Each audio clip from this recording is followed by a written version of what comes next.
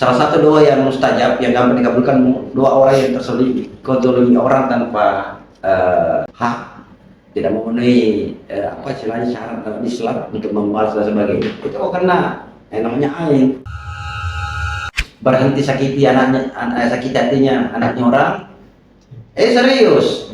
Oh kira saya main-mainin itu perasaan, itu bukan kerupuk. Jadi klien hari ini dia terapi kedua, walaupun terapi pertama bukan saya tangani sebenarnya, ada teman cuma kami itu hari kasusnya ini mukanya hancur jerawat. Jadi tapi ada laporan katanya ada indikasi penyakit non medis katanya. Jadi banyak di luar itu main tebak-tebak. Ada juga kasus saya lihat itu dia narik, baru tangkap, nggak tahu tangkap apa itu. Ada juga kasus begitu. Ada juga kasus kemarin datang melapor lewat chat. Jadi insya Allah kita tunggu juga dia mau merapat. Katanya sering sakit kepala, kemudian diterapi, dan dia mengeluh pada saat diterapi atau apa di apa jari-jarinya sering sakit, katanya jari-jari pada saat diterapi. Udah habis terapi itu 1-2 hari sembuh sakit kepalanya, habis itu datang lagi, berkali-kali dia datang. Terakhir katanya kalau mau permanen karena jinnya, katanya si ustadz itu, dia panggil ustadz, saya bilang bukan ustadz itu model seperti itu gayanya aja ustadz. Minta pembeli kambing 3 juta, katanya penyakit itu akan, atau jinnya akan dipindahkan, dimasukkan ke kambing itu. Akhirnya teman saya juga ini, klien kita itu tanya apakah saya bisa tangkap jin masukkan di botol. Nah, itu saya masih ingat filmnya Jin dan Jun, masukkan di panci atau apa. Jadi itu tidak benar sama yang begitu. Cara saya untuk mengecek dia apakah dia medis atau non medis, kalau dalam akupuntur yin dan yang itu dengan konsep vibrasi energi, dan itu ilmiah. Jadi tiap orang itu, tiap benda di muka bumi ini itu punya vibrasi energi. Tinggal kita mengolah, mempelajari, dan seorang bisa mempelajari. Jadi bahasanya seperti ini. Jadi saya tinggal fokus saja, tidak perlu pakai nafas. Jadi seperti itu. Nanti sebentar kita mencret. Jadi kita cukup satukan energi kita ke klien. Kemudian kita rasa, kita fokus. Dan bukan cuma kita yang rasa. Jadi bukan kami sebagai terapis yang rasa, tapi klien pun merasa.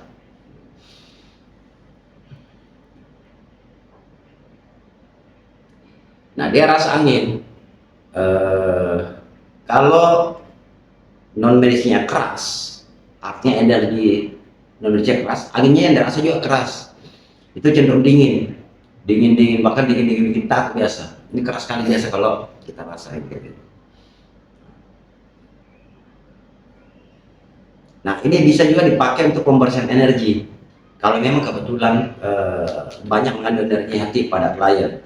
Tapi apakah pada saat sudah melakukan itu energinya bersih? Ya bersih pada saat itu. Tapi dalam berlalunya waktu 2 hari, seminggu, sebulan, itu bisa kotor lagi. Kembali ke klien, apakah dia bisa membiasakan diri berpikir positif, mengisi energi dengan baik. Ya kalau muslim mungkin rajin beribadah, rajin zikir dan sebagainya. Ya, kalau otaknya otak kotor terus, ya kotor kembali energinya, Pak. Gitu. Contoh kayak begini. Ini ada enggak rasanya? Dingin panas? Nah, jadi klien rasakan dingin, tapi saya juga rasa dinginnya tidak terlalu keras, saya rasa. Artinya ada memang non medis, tapi tidak separah, tidak sekeras ini.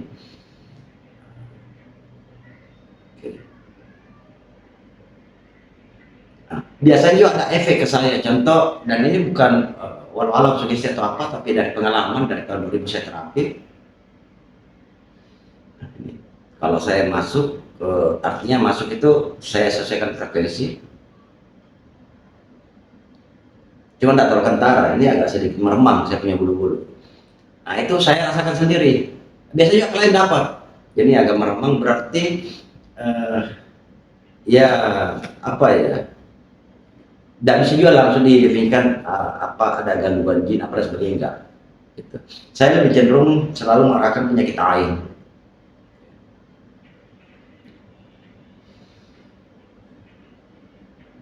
Jadi kita simpulkan untuk sementara akar masalahnya beliau, penyakitnya memang kena ke tubuh, ke medis istilahnya, tapi akar masalahnya, fondasi penyakitnya itu non medis. Jadi kita harus bersihkan dulu.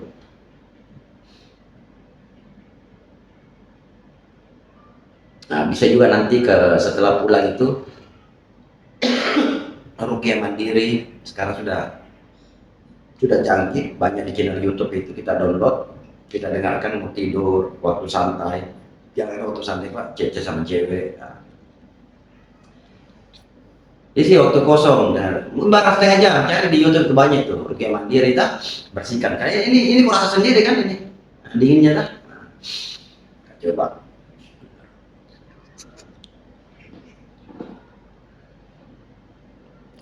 Isi waktu kosong menghayal macam-macam. Kau bayangkan macam-macam anaknya orang, nah itu semua.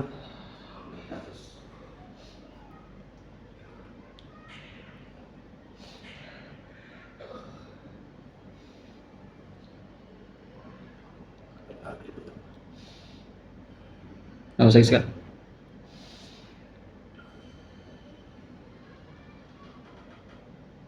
Nah, ini dari sakit tak? Lumayan. Hah? Lumayan sakit. Sakit? Oh, saya kira sakit. Jadi gue. Biasanya kalau orang tidak tahan, dia tarik kakinya kalau sakit sekali. Nah, artinya berarti Bapak masih bisa tahan sakitnya, Pak. Nah, jadi ini metode saya ini jadi dari sini itu dia mencari titik di mana sumber penyakit itu. Ini juga kalau titik refleksi untuk kepala, kalau sering sakit kepala, pokoknya penyakit yang berulang kepala, sinusitis, vertigo, ini di sini titiknya. Nah, untuk vibrasi energi ya kita mainkan seperti ini. Sudah ada lacak. Ada energi yang kita masukkan juga. Lumayan sakit kada ada rasa. Nah, biasanya kalau sudah ada campur tangan jin, itu sakit dan panas masuk. Ini panas gimana terasa? Memang sakit kayak ditusuk. Ada orang bilang kayak distrum, ada orang bilang kayak ditusuk paku.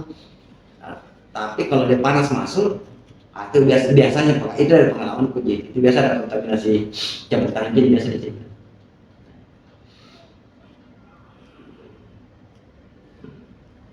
Nah, setelah itu jadi kita sudah cek vibrasi, ya sudah menyembuhkan udah penyakitnya non medis ini. Nah, untuk penyembuhan non medisnya lebih dominan ke klien pribadi. Bagaimana caranya? Itu tadi pertama ya perbanyak istighfar, tobat, sholat tobat, perbaiki jangan berpikir selalu berpikir positif, berhenti sakiti sakiti hatinya anaknya orang. Serius, kira saya main-mainin itu perasaan itu bukan kerupuk. Itu orang sakit hati sekali, benci, muncul doa-doa yang salah satu doa yang mustajab yang kami dikabulkan, doa orang yang terselip kodolimi orang tanpa hak, tidak memenuhi istilahnya syarat dalam Islam untuk membalas dan sebagainya. Itu karena namanya air. Jadi jalur meridian, kalau bahasa kedokteran jalur C-nya, refleksi jalur meridian, jalur energinya itu kita bersihkan. Sambil kita lacak penyakit ada di mana sumbatan-sumbatannya. Jadi bisa jadi memang klien masalahnya untuk tubuh medis itu jerawat, tapi ternyata ada masalah di sini jalur meridiannya. Kemudian kita periksa lagi. Nah, periksa sekaligus saya cek titik meridian. Nah, ini yang ini model seperti ini yang terkenal di luar, orang bilang jari petir. Dan nonsen lah itu, yang percaya hanya disentuh lembut orang kayak tak strom dan sebagainya, itu tidak benar itu. Saya pernah nantang kalau ada orang begitu, katanya cuma disentuh-sentuh. Selama tidak pakai alat ya. Kalau normal, memang ada teknik kita memijit. Itu kan orang saya kan kayak ini sakit ini. Cuma dia bisa tahan ini, malu dia laki-laki teriak. Nah ini sakit ini. Kelihatan badannya dia menahan. Nah ini nyambut tulang belakang ini biasanya kalau apalagi aku masih muda, ini kalau sakit ini kan tulang belakang semua ini. Nah ini biasanya efeknya cepat capek, tidak kuat kerja fisik, terutama tembus di belakang sini. Karena ini dia, ini urat kena di sini, kena di sini, kena di sini, bagus semua itu.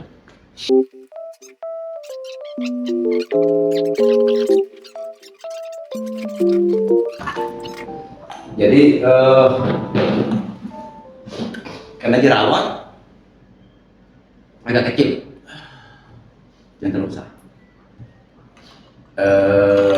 Pertama yaitu ginjal, bisa jadi jerawat itu karena ginjal itu tidak bisa mengolah membersihkan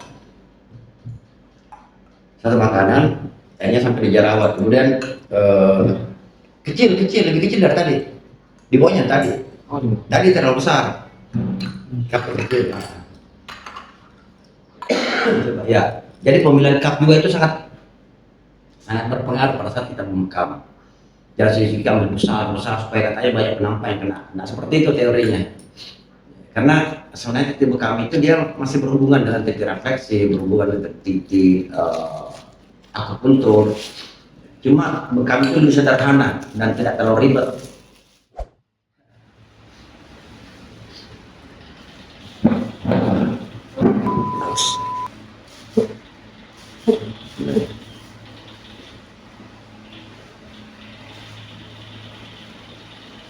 Jadi sama cara tarik, ada orang kan main tarik saja untuk bekam.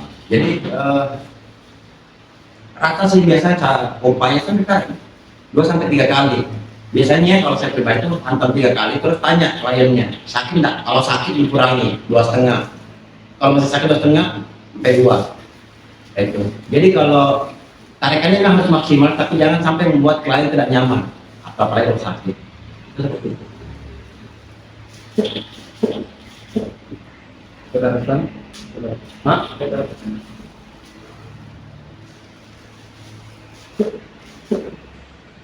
On.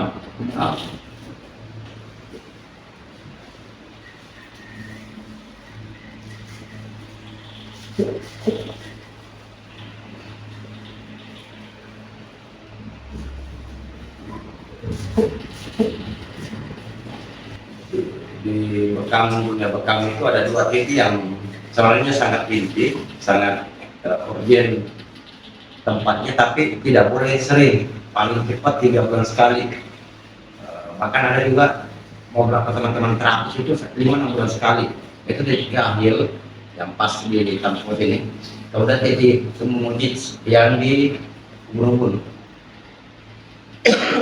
Kalau di Ubun-Ubun itu memang itu pusat sensori, motorik, pusat gerakan tubuh. Jadi kalau ada kayak stroke, lambat pergerakan dan sebagainya itu di titik umum. Kemudian kahil tempat pusat saraf, lewatnya saraf sebelum dia masuk dari otak ke seluruh tubuh, lewatnya di titik kahil. Makanya dia sensitif, tapi bagus.